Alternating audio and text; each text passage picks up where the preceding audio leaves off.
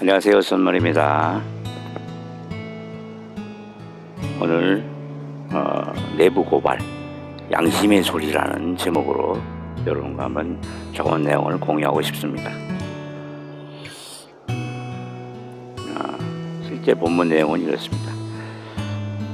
기독교의 위기와 원인에 대한 과제, 심상용 박사, 서울신학대학교, 중앙대학교 사회개발대학원 월드크리스찬 성경학 연구소 소장, 한국기독교 보수교단협의회 보수원형찾기위원회 회장.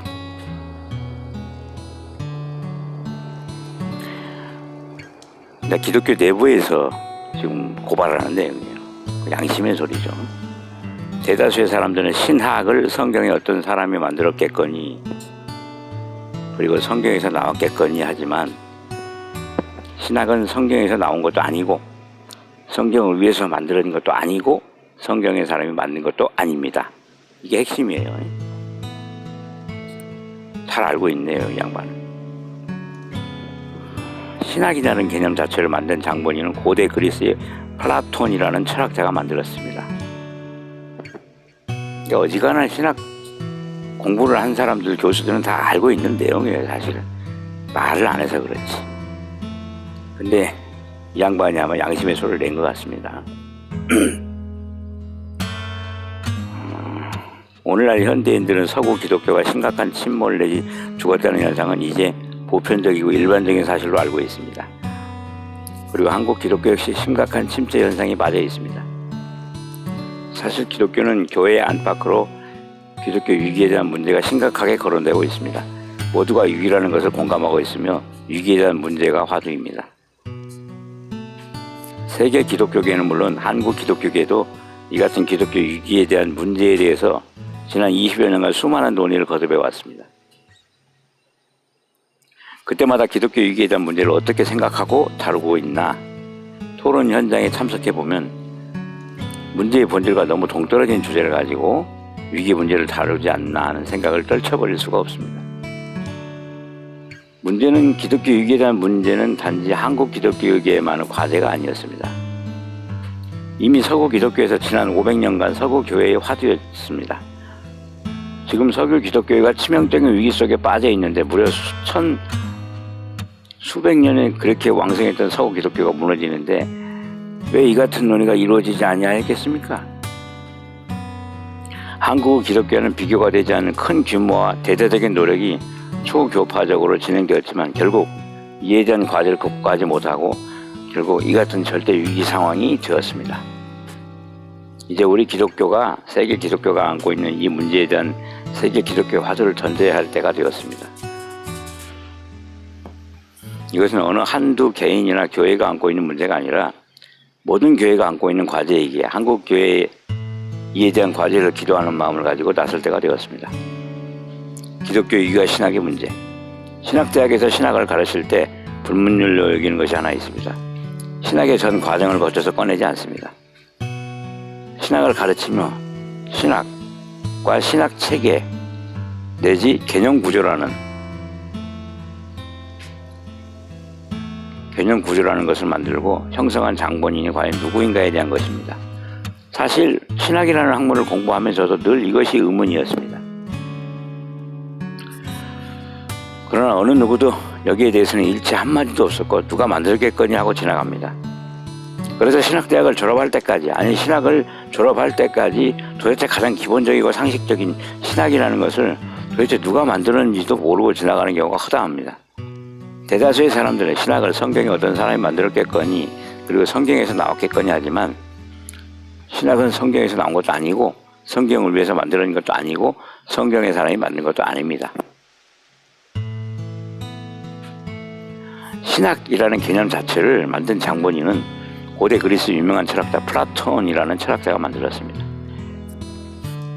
그리고 신학의 개념 구조를 만든 장본인도 역시 플라톤입니다. 그렇다면 성경을 배우는 신학대학에서 플라톤이 만든 신학을 배우고 그 이름조차도 신학대학이라고 하니 당연히 플라톤의 성경을 말하는 신학을 만들었다고 가르쳐야 할 것입니다. 그런데 신학대학에서 플라톤이 만든 신학을 만들었다고 말하는가요? 절대로 그렇게 말하지 않습니다. 이것은 매우 아이러니한 일이 아닐 수 없습니다. 왜 플라톤이 오늘날 신학대학에서 가르치는 신학과 신학이라는 개념 체계를 만든 장본인인데 플라톤은 일체 말하지 아니하고 그런 사실조차 언급조차 하지 않는 것입니까?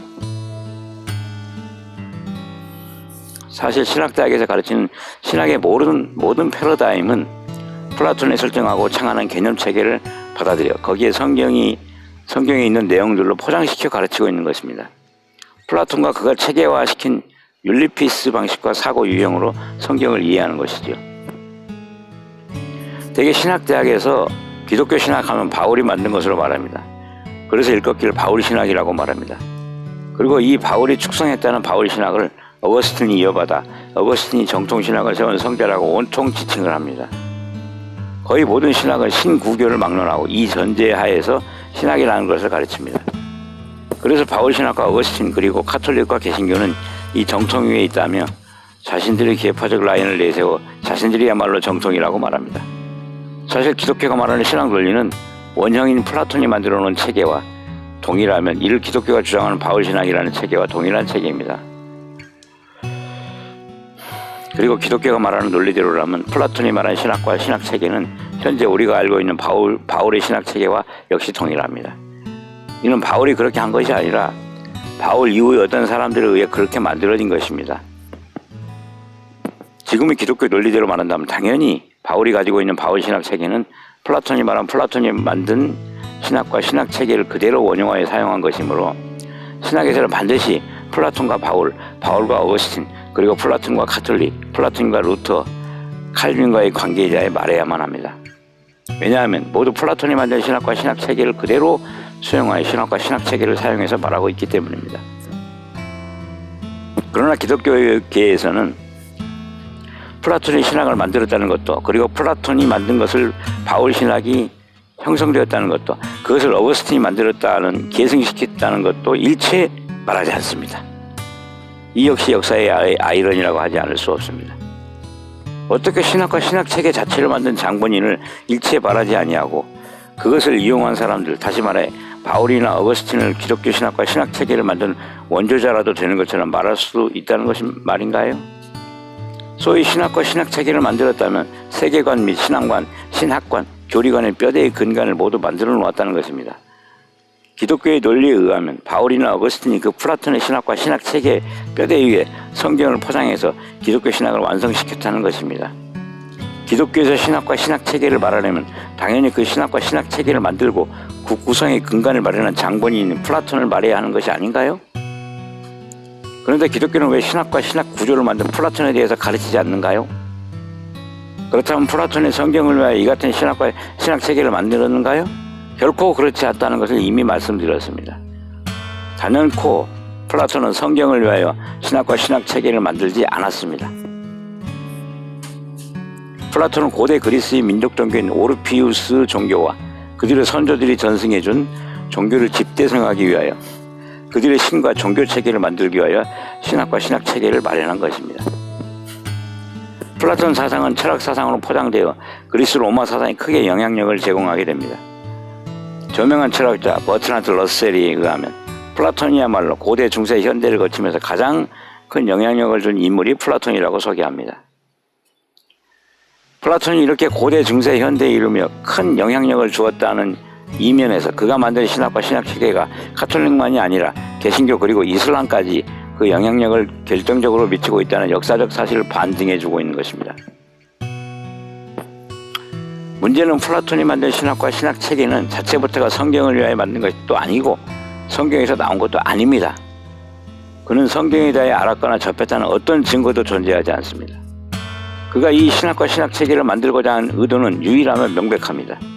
자신의 역사와 종교를 말하는 고대 그리스 종교와 철학 사상체를 집대성하기 위하여 만든 신학이며 신학 체계입니다.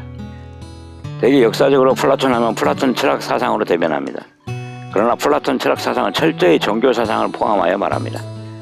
당시에는 종교와 철학을 구분하여 말하지 않았습니다. 성경의 입장에서 본다면 신학과 신학 개념 체계들은 절대로 용인할 수 없는 이교도들의 산물입니다. 성경을 위하여 사용할 수도 없고 사용해서도 안 되는 것입니다.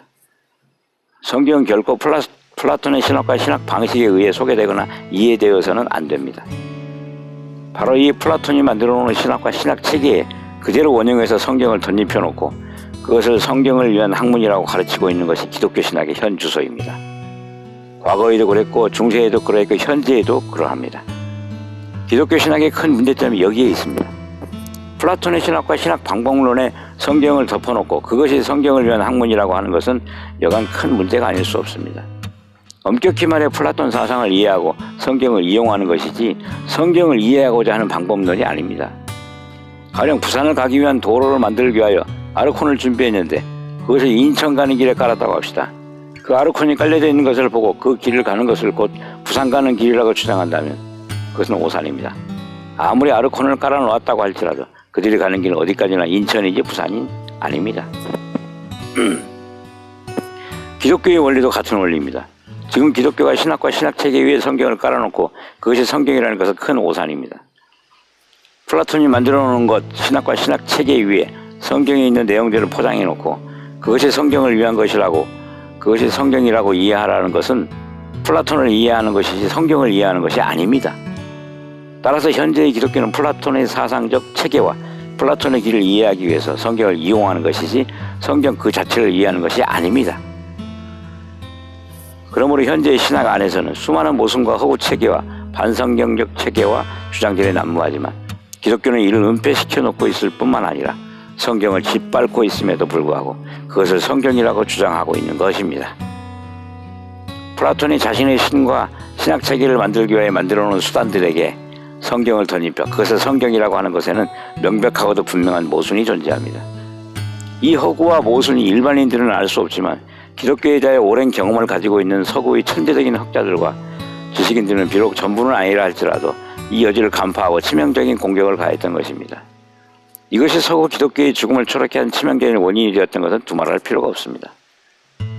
바로 플라톤의 신학과 신학 구조 위에 성경을 덧입혀 놓고 그것이 성경이라고 하는 기독교를 은폐시켜 놓고 있는 이 같은 모순의 구조들과 그 산물이 기독교를 죽음의 여지로 몰아가고 있는 것입니다.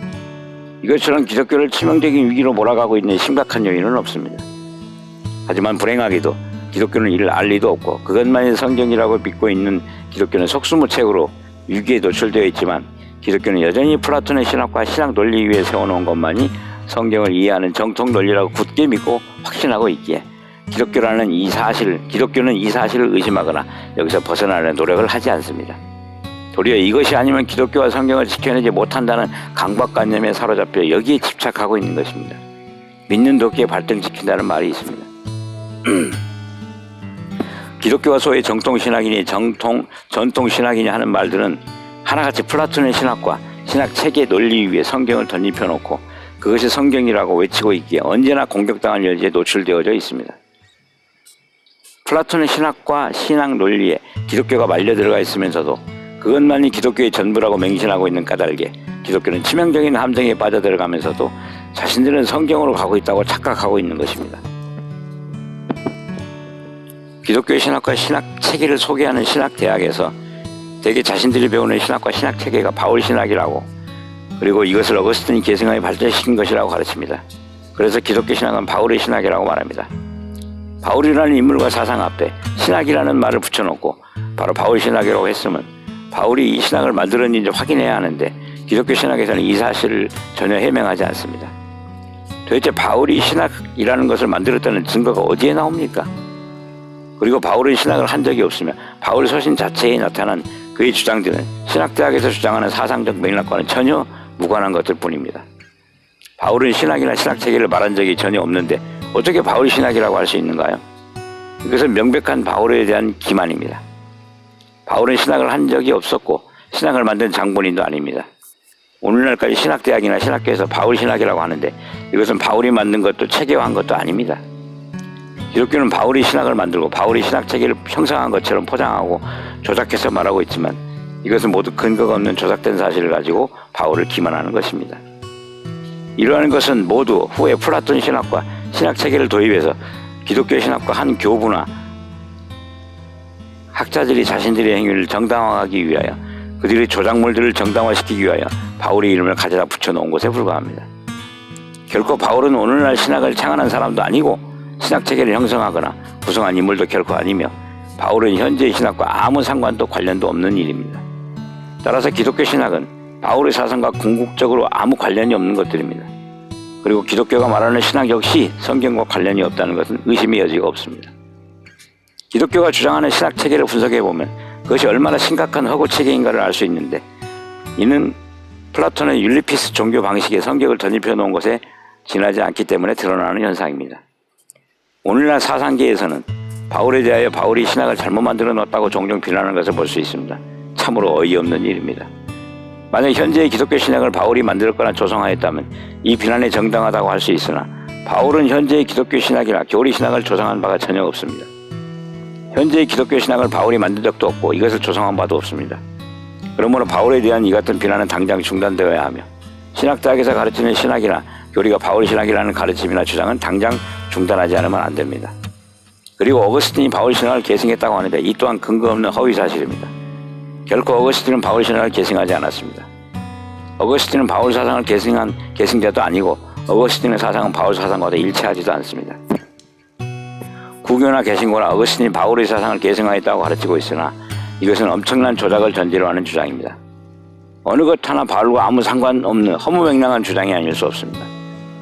기독교가 플라톤의 신학과 신학 개념 체계를 끌어다가 거기에 성경을 덧입혀 놓고 그것을 바울 신학이라고 외치는 것은 성경에 대한 기만이며 역사에 대한 조작에 지나지 않는 것입니다. 성경은 결코 플라톤의 신학과 신학 방식에 의해서 소개되거나 이해되어서는 안 됩니다. 이것을 기독교는 소위 정통교리, 전통신학이라고 주장하고 있으며 바울 신학이라고 주장하고 있으나 모두가 근거 없는 허구적인 주장에 지나지 않습니다. 기독교가 플라톤의 신학과 신학 방식에 의거해서 성경을 가르치는 현재의 기독교 신학과 신학 체계는 그 역사적 전모나 조작의 전모가 어디에 있는지 규명되어야 하며 바로잡아지지 않으면 안 됩니다. 이제 성경을 믿는 사람들은 이제 플라톤이 이교도들의 신, 즉 고대 그리스의 이교도들이 오르피우스 종교를 체계화시키기 위해 만든 방식으로 구성된 신학이나 신학 구조에 의해서가 아니라 성경에 의해서 성경을 이해하는 새로운 개념 체계를 연구해내거나 이끌어내지 않으면 안 됩니다. 기독교와 교회는 이를 위해 모든 총력을 기울여야 하며 수많은 위기 극복의 과제 가운데 이것보다 더 시급한 것은 없습니다. 이것이 기독교가 당면한 위기 극복의 최대의 과제이며 숙제인 것입니다. 2010년 5월 10일 복음신문에 게재된 내용입니다. 찾아보시기 바랍니다. 이 글을 작성하신 심상용 박사님께서는 훌륭한 지식과 용기를 가지셨습니다. 그러나 수박인 줄 알고 사온 것이 호박이라는 것을 알았다면 호박을 수박으로 바꿀 수 있다는 생각은 버려야 맞는 것입니다. 처음부터 잘못된 것을 찾은 것입니다. 기독교는 성경과 무관한 종교입니다. 나귀가 금덩어리를 등에 지고 갑니다. 밥이 생깁니다. 이 나귀에게 금의 가치는 밥입니다. 기독교는 성경을 등에 지고 갑니다. 돈이 생깁니다. 이 기독교의 성경의 가치는 돈입니다. 눈을 크게 뜨고 교리에서 벗어나 성경에 집중하시면 이러한 복음 전파의 원리와 그에 대한 경고의 말씀들을 발견할 수 있습니다. 어떻게 만물을 지으신 창조주의 생각이 어리석고 탐욕스러운 인간의 생각과 같겠습니까? 어떤 인간들은 평생 성경도 한번 제대로 안 읽고 혼자서 잔머리를 굴리다가 어느 날 문득 떠오른 어리석은 생각에 스스로 뻑 가서 혼자만 특별히 깨닫는 진리라 믿습니다. 그리고 자칭 대단한 도사라 생각하며 성경을 자기 생각에 뜯어맞추며 여기저기 가르치러 다니기에 인생이 바쁩니다. 이런 자들의 특징은 어느 날 구원받았다는 허황된 기쁨에 눈물 콧물 짜며 울었다는 간증이 필수입니다. 천국과 지옥에 가봤다고 특별한 기적 체험을 간증하는 자들과 그 근본과 가증스러운 목적이 같은 것입니다. 사도들께서도 끝까지 다름질하시는 경주를 이런 자들은 보리수나무 아래서 갑자기 승리를 얻은 것입니다.